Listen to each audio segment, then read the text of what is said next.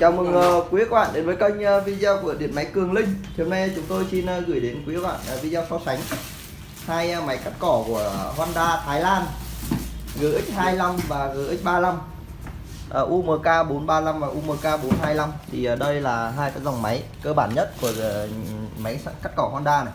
Thì bên đây là máy cắt cỏ Honda GX35 này. Đấy, sản xuất tại Thái Lan, Honda Thái Lan. Còn bên này là dòng máy Honda GX25 này. Đấy thì đặc điểm chung thì dòng sản phẩm chính hãng mà thì đều có cái cần của nó đều là cái cần cứng như thế này này. Cần cứng này, cần kiểu sừng trâu, cần cứng. Đấy, tay ga. Ở trên máy thì cũng có cái đây là cái số khung của cần này, số khung của cần đây. HAAT đây. Còn đây của con GX25 thì nó số khung của cần HAAT đây, và số khung của nó thì đi liền với là cái sản phẩm đây. Đây là cái số khung của máy này. Có Honda GX35 này, con này là GX25 này. Còn con GX35 thì nó là ở đây, nó cũng nằm ở đây. Đấy. Về công suất của nó thì con Honda GX35, con bên này sử dụng động cơ GX35, công suất 1,6 HP. Còn con GX25 này thì công suất của nó chỉ có 1 HP thôi, nó còn nhẹ hơn. Và con GX25 này thì nó nhẹ hơn cái con GX35 này 1 cân. Thì tất cả các sản phẩm của Honda thì được quý vị các bạn khi mua hàng của Honda thì được bảo hành 12 tháng, đấy, bảo hành 1 năm. Sản phẩm chính hãng. Đây, Honda đây, 4 thì. Xăng chạy xăng riêng, nhớt riêng. Đây có chữ Honda nổi ở đây nhé, không phải đây, quý các bạn sờ có thể cảm nhận được là chữ nổi ở đây. Đấy, cái phần lọc gió này. Cái này nó hơi cứng nhỉ. Đây, cái này nổi ra sẵn đây đây. Lọc gió ở đây. Cái này thì có chữ Honda hết nhé. Đây có chữ Honda hết đây. Đấy.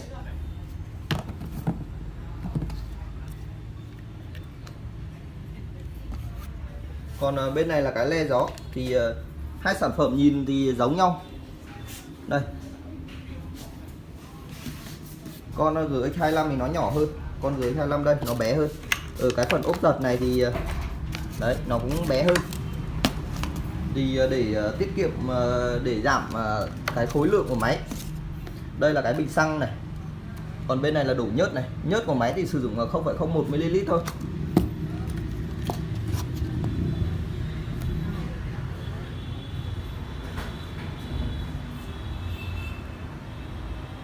Đấy, cần đây là hai cái cần của máy này. Đấy. Đều là cần đều là cần kiểu sừng trâu hết nhá. Cần liền hết. Chứ đơn vị nào mà bảo GX35, UMK 435, 425 mà cần liền, cần rời là không phải quý vị nhé. Đây, UMK 425T này. Còn con này là UMK 435T này.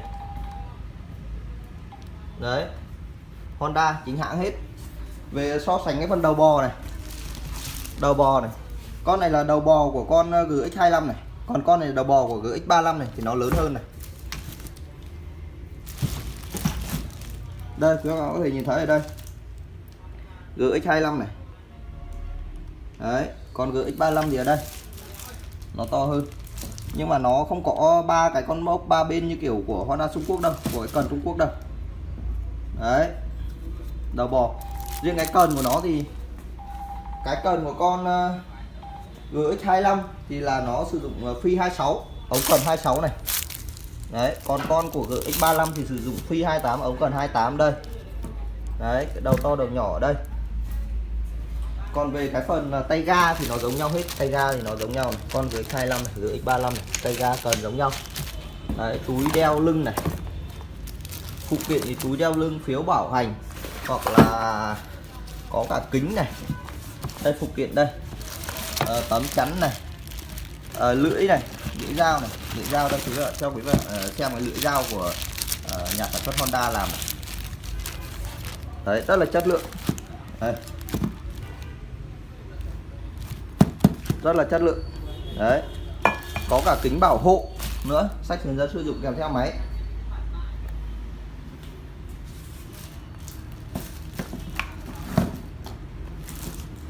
Đấy thì quý các bạn để ý khi mua hàng thì chúng ta để ý phần chỗ động cơ này. Thứ nhất này, động cơ này, nếu mua Honda nguyên chiếc thì có động cơ này, rồi chỗ cần này, cái cần của nó có số khung của cần này. Đấy, rồi đầu bò nữa, để ý đầu bò nữa. Đấy thì là các điểm phân biệt. Thì quý bạn có nhu cầu mua hàng vui lòng liên hệ Điện Máy Cường Linh, địa chỉ ở 923 Giải Phóng Hoàng Mai, Hà Nội, hoặc qua số điện thoại chúng tôi để bên góc trái màn hình. Các bạn có thể liên hệ để được tư vấn cũng như là báo giá tốt nhất về sản phẩm. Cảm ơn quý các bạn đã theo dõi video, bấm đăng ký kênh để xem các video mới nhất của chúng tôi. Xin cảm ơn quý vị các bạn.